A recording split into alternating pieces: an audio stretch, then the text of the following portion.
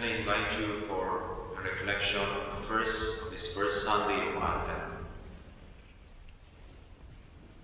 Last Sunday, on the great feast of Christ the King, the readings were about the final judgment.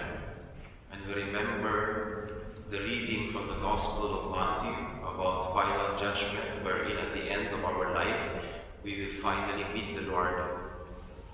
And He will separate the bad and the good, the righteous from the evil ones, the sheep and the goats.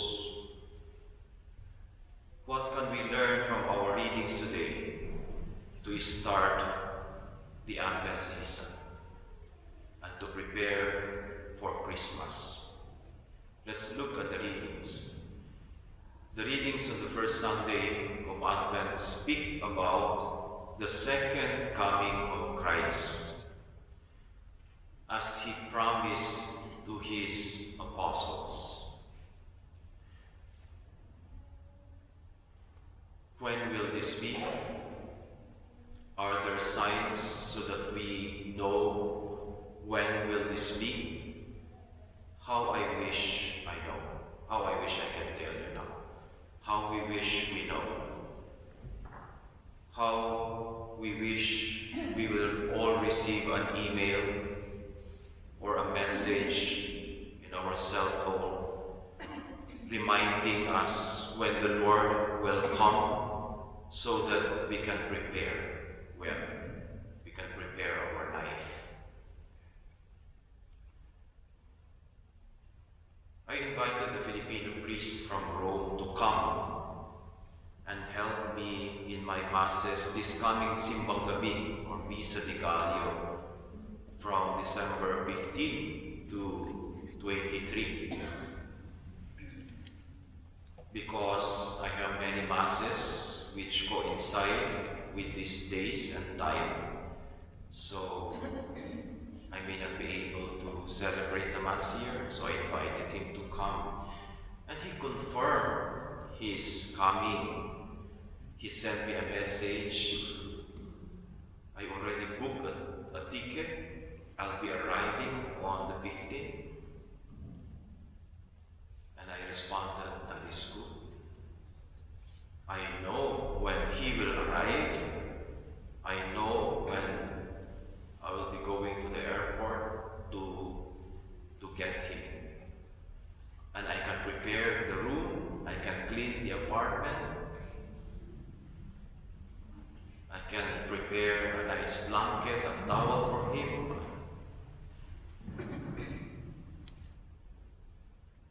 Just this week, the opposite.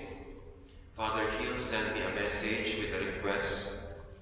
I have a friend priest who just finished his doctorate in Munich, and before he goes back to Korea, he wants to come to Frankfurt and spend an overnight. Can you accommodate him in your apartment? And I asked him, when will that be? And he said, I do not know. I'm not sure. Because he has still some appointments in Munich and Strasbourg. So I said, oh no, how can I prepare? I will tell you soon.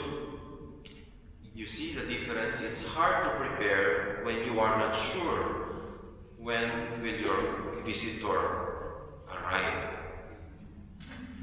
No, the Gospel tells us, prepare. Just prepare. So I already prepared my apartment. He might come this week or next week, it doesn't matter. I'm now prepared. The apartment is now clean, the room is now clean, there is now a clean blanket and towel. If he comes later this evening, I am prepared. But the question is, so how exactly do we prepare? That's a more concrete question. Done when? Or, yeah, how should we prepare? Let's look at the readings. The first word to remember, the first word is remember. That's how we are to prepare. Remember. From the first reading it says, O Lord, you are our Father. We are the clay, and you are the potter. Beautiful. You are our Father, we are the clay, you are the potter. Panginoon, aming nalalamang ika'y aming Ama, kami parang luwan. Ngayon ko lang nalaman yung salitang ito, luwan. Parang putik, luwan. At ikaw ang magpapalayo. Ikaw ang lumikha sa amin at wala nang iba. In other words, our life depends on God.